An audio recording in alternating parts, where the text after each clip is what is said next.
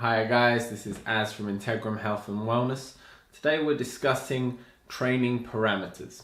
In particular, we're talking in regards of weight training, so using resistance to train our muscles and the different kind of results that we aim to get through weight training. The three main things that you're going to be aiming towards is going to be strength, mass, or muscular endurance. So all three of these work hand in hand. So if you're building strength, you're quite likely to gain some mass. You will gain some muscle endurance. If you're working towards mass, you are going to build strength, vice versa. They work hand in hand, but we can manipulate the parameters of our training to greater facilitate one area over the other. So today we're just going to run through them nice and quick and see if it can help you out. Starting with the parameters that we're going to be adjusting, we're going to talk in regards to the sets. So say you're doing a bench press, how many sets of the bench press do you do? We're going to talk about the reps. So within one of those sets, how many repetitions are you aiming to achieve? And then the rest, so in between each of those sets of reps, how much rest are you taking before having another go or doing your second, third, fourth, fifth set?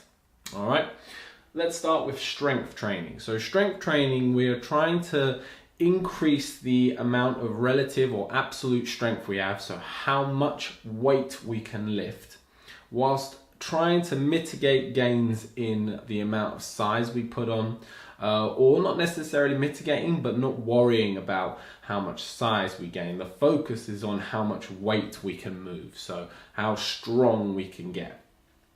To start with, your sets. So these two relationship is juxtaposed.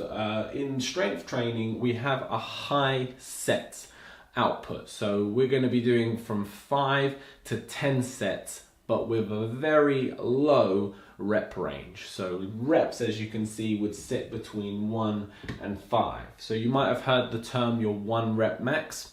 1 rep max means how much weight can you lift in a movement with 1 repetition. So you couldn't possibly do a second rep. It's the maximum amount of weight you could bench press, you could deadlift in one go and not be able to repeat it without an adequate rest.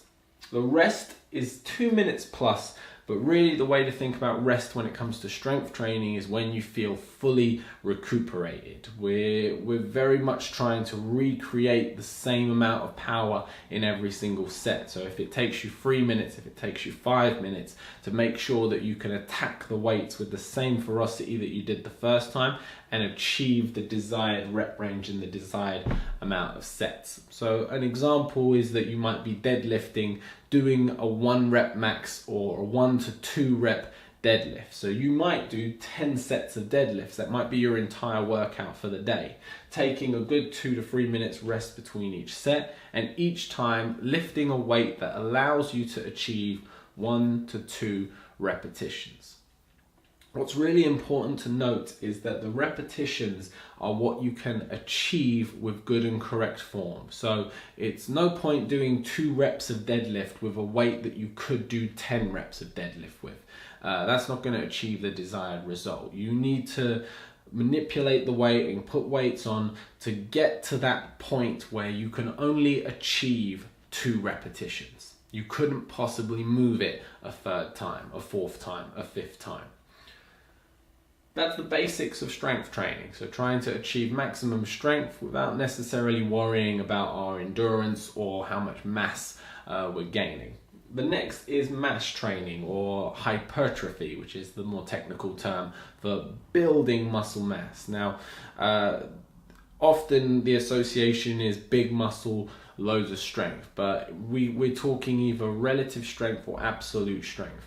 Relative strength is in regards to your body weight. So at me, for example, sitting at 80 kilos, what can I deadlift as opposed to another person who weighs 80 kilos? So that would be a relative strength. An absolute strength is, regardless of weight, how much weight can I lift compared to any human being, okay? When we get into mass training, the amount of weight isn't necessarily important, but the parameters become quite specific. So starting with sets, you want to aim between 3 and 4 sets per exercise. And you want to aim for about 4 to 5 exercises per session. So for example, if you're hitting a single body part such as chest, you would do 3 to 4 sets of the bench press, but you would have 4 other exercises following that to hit your chest, whether it be flies, whether it be a dumbbell press, dips, etc. The rep range now sits between 8 and 12. As we said with the strength range, you should be lifting a weight that doesn't allow you to get past that rep range. So if you can get to 12 and then you could do a few more reps, that means you need to increase the weight. If you're struggling to get to 8 with good form, you probably need to lower the weight to try and sit in that sweet spot.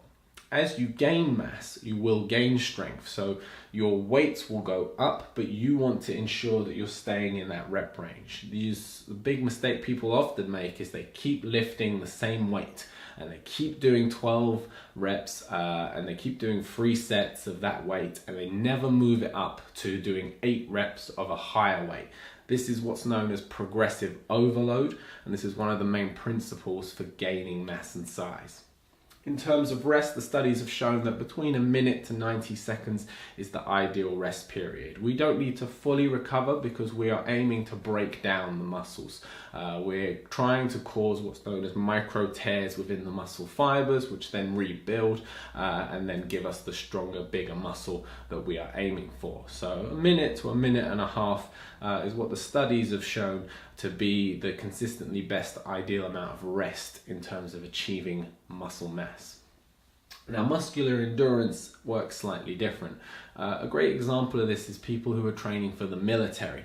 A lot of military fitness tests require people to be able to do 50 push-ups without failure or 20 plus pull-ups without failure. So this is not necessarily a point of strength or of how big you are, but it's how much can your muscles endure? How long can they keep working at a task, repeating it over and over again? Your sets are going to be 3 plus, your reps are going to be 12 plus above that hypertrophy line, and your rests are going to be as short as possible. So for example, you might take body weight push-ups. You're going to do 5 sets of body weight push-ups. Each set is to failure and you're aiming to always end up above that 12 line. Obviously, if you've got a really low level of strength and you can't yet manage 12 push-ups, you're going to have to build up your strength before building up the endurance. Once you got that, then you do it to failure, 30 seconds rest, and you repeat and you pyramid your way down until you've got no muscle endurance left in you. This also comes into play with things such as cardio training, so you can think of long distance running as a form of muscular endurance in terms of the legs, cycling, swimming, etc.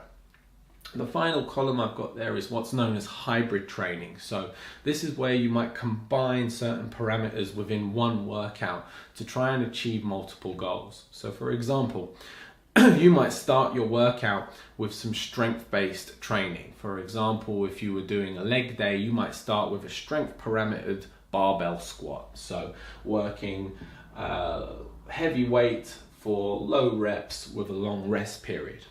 Once you've finished with your squats, you might do a couple of leg press exercises, working more on a mass building perspective. So a bit more in the hypertrophy range, leg press machine for 3 to 4 sets, working 8 to 12 reps with a minute rest. And then you might finish with a bit of cardio, get on the treadmill for a little bit of endurance and to keep the legs supple and loose. So this is what's known as hybrid training, combining the parameters in together. This can also be cycled over 12 weeks. So for example, doing a 4-week mass program followed by a 4-week strength phase, followed by a deload with a bit of muscular endurance thrown there as well.